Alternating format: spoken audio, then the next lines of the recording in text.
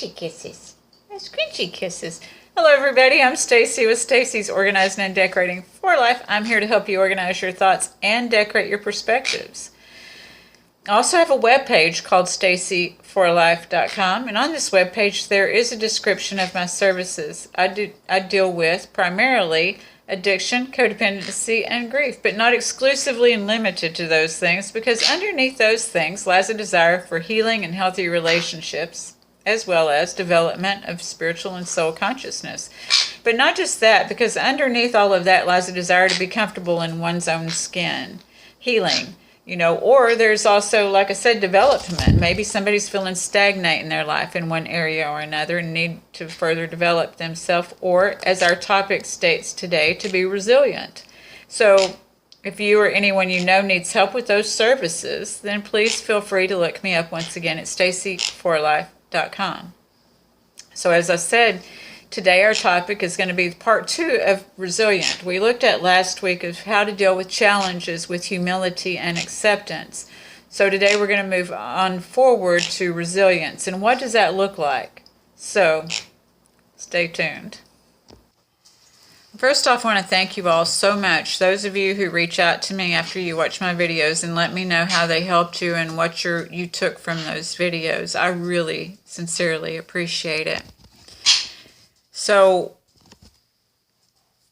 looking at resilience, when we just even look at that word, it's got the R-E in front of it, which resilience, the meaning of it, when you look that up online, it means the capacity to recover quickly from difficulties. Again, R-E, you got to recover. So it's just about what do we redo? It's about that was, the classier version of the definition, but the most simplistic version of that definition of resilience I'll go to the Urban Dictionary when I want to get down to the, raw meat of everything. And it means just to see again, to revision, revisit, to realign, to reinvent, to recover, to, a reference. We get a reference from all of these things. So, to make it more simplistic. So how are we resilient? When we talked last week about the not knowing, and such, and being able to be humble and to get into acceptance and feeling our feelings, and all of those things are part of the development of resilience. A lot of times people distract themselves from the development of things when they could be doing something that's going to be developing their character and everything else. They're watching something else or distracting themselves so that they really don't get it. So they keep refeeling, again, another R-E, they're going to refeel those same things. Resilience requires some work. That's, again, it requires some work. It requires some introspection and to look at things and to process things, because introspection is like processing things. And so when we do that, we have to own our stuff, or we don't have to, but we can. And a lot of things that we need to let go is of judgment of ourselves and judgment of others. I tell people you should on yourself. That was one of the first things I was told, because I used to judge myself. And when I say should, I'm making a judgment on myself, because another play with words is mistake. We judge ourselves and we judge others based on mistakes. And as human beings, we all make mistakes. Now, some of us choose to hang around people who continually make mistakes, and we're making a choice when we choose to do that, but yet we will tend to judge other people or blame them for those things. That's not owning ourselves. When we're owning our own power, we look at what we are doing.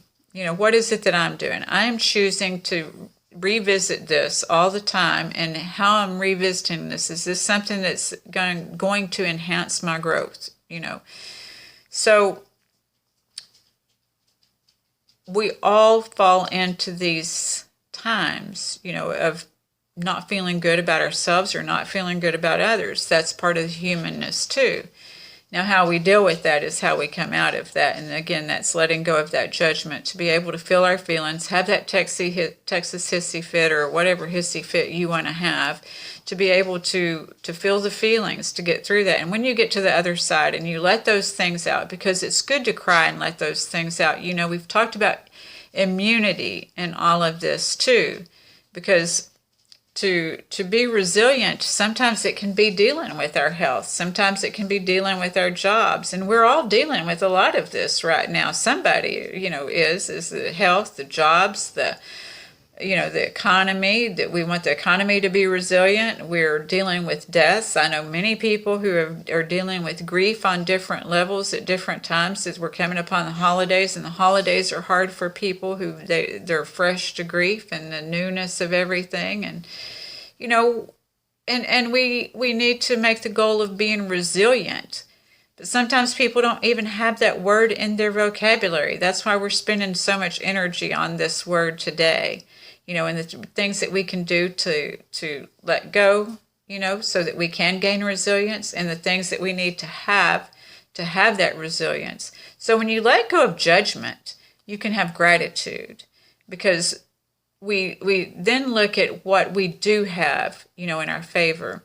Humility allows us to open up and to realize that other people are going through this. Like I said, that other people have gone through this, and that we are all in this together. That not to compare our lives. People who are humble aren't comparing their lives to other people.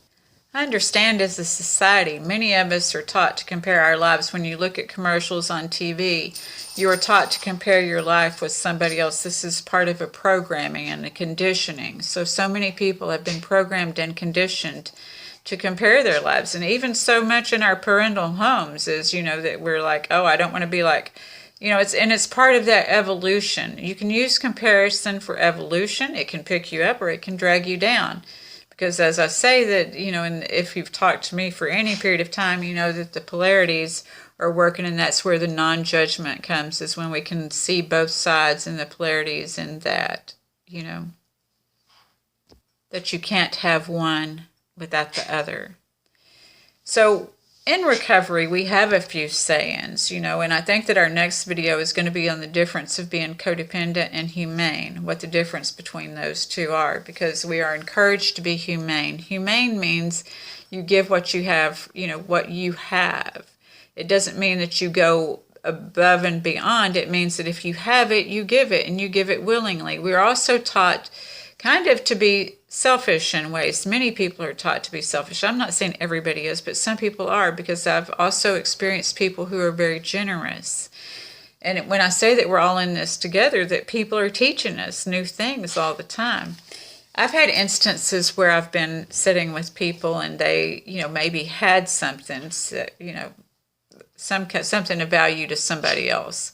And maybe they were upset or not happy with somebody else at that time, you know, but they really didn't have a use for whatever it was that they were holding in their hand. Let's just say that. They didn't have a use for what it was they were holding in their hand, but they didn't want to give it to the other person because they were afraid of being used, or they were afraid that they were just talking to them because they wanted it, but yet this person wasn't going to do anything with what they were holding in their hand. And I said to them, why not just give it to the other person? Why are you going to waste so much energy dangling? I mean, but we're taught to dangle these carrots, some of us, in our homes, you know. It's okay, I've got this, you want it, I don't really want to do anything with it, but unless, you know, it's a control mechanism, and many people are taught that. And so when I told this person, why don't you just give it to them if you're not going to use it, she's like, she thought about it a minute, and she heard what she said in response, and then she's like, yeah. So she did indeed take my advice and go ahead and give it to the other person, and it wasn't a bargaining mechanism, you know.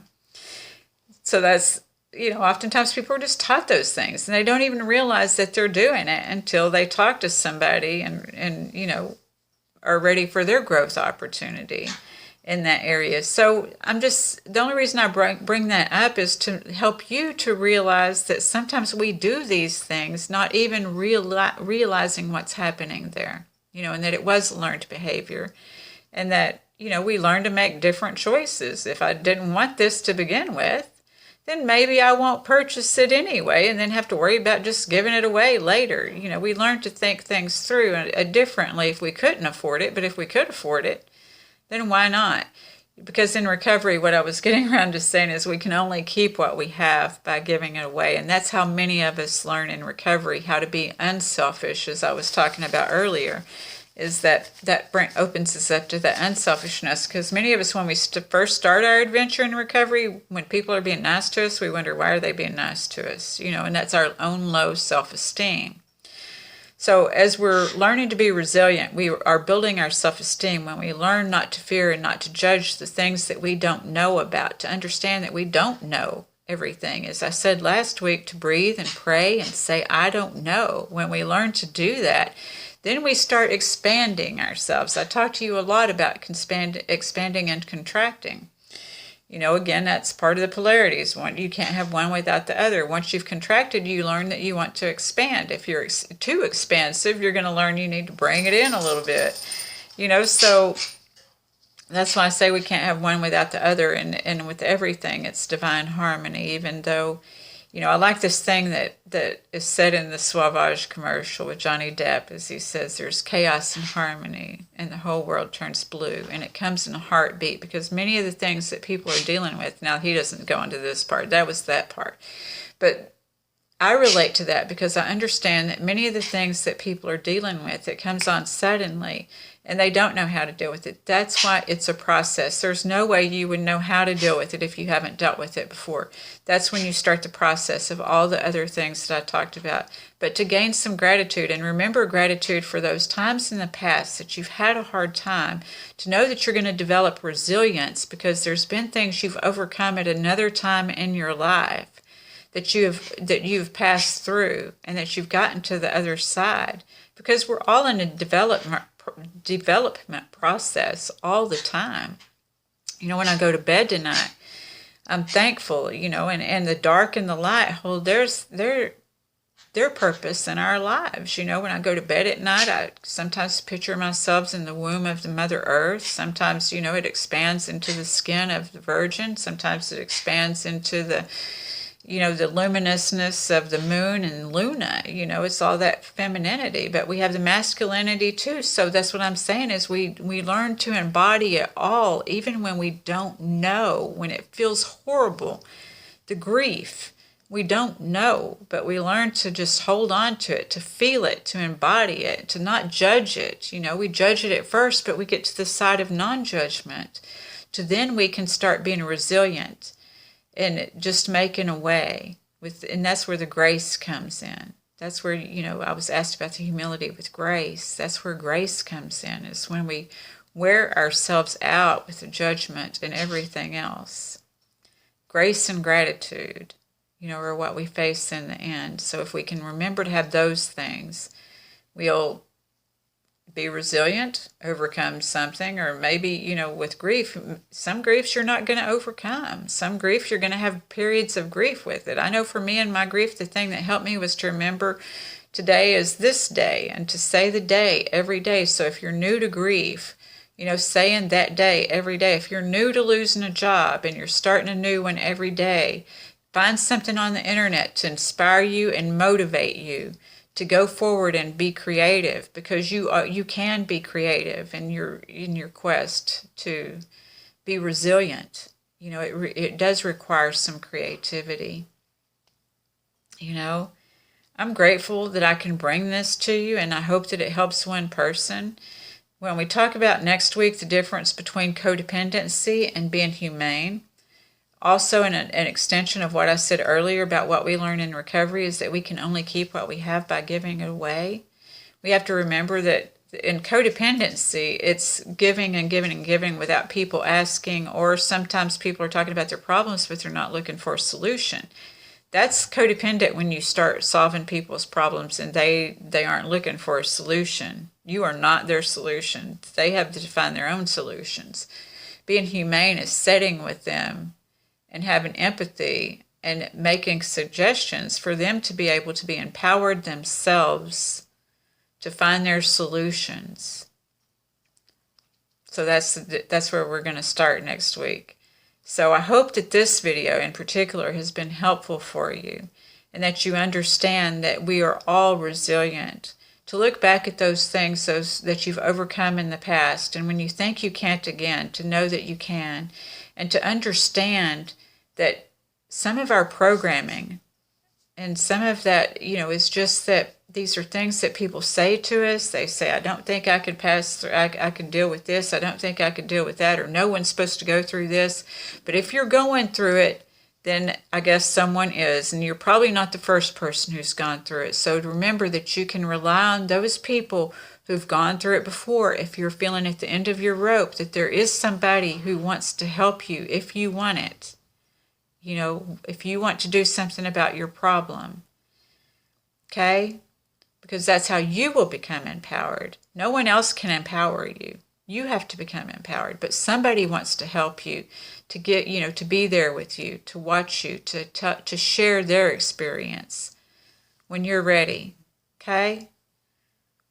I always invite and encourage you, if you need to talk to me, if you're at the end of your rope and you're looking for a solution, I'm willing to give you 30 minutes of my time to try to help you get on track, to see if there's anything that I can do to help you, far as, giving a suggestion or making things clearer for you. Because sometimes we become overwhelmed with stuff on the outside. Sometimes we're overwhelmed with stuff on the inside. And that's where I organize your thoughts and I decorate your perspectives. So in this hard time, please feel free to email me at stacyreinick@gmail.com. I'm on most social medias. That's Facebook, Twitter, and Instagram. On Facebook and Twitter, it's just Stacy Renee. On Instagram, it's Stacy Renee 8. And I'm, trying to be here and help you through these holidays. On Tuesdays, I've started doing Topic Tuesday. But you can offer me a topic anytime you want to. But I just remind people on Tuesdays that I'm searching for a topic before noon. So I wish you much peace and love, and I hope that this video has been helpful to you. Okay? I'll connect with you again next week. Thank you so much for your time. I do appreciate it.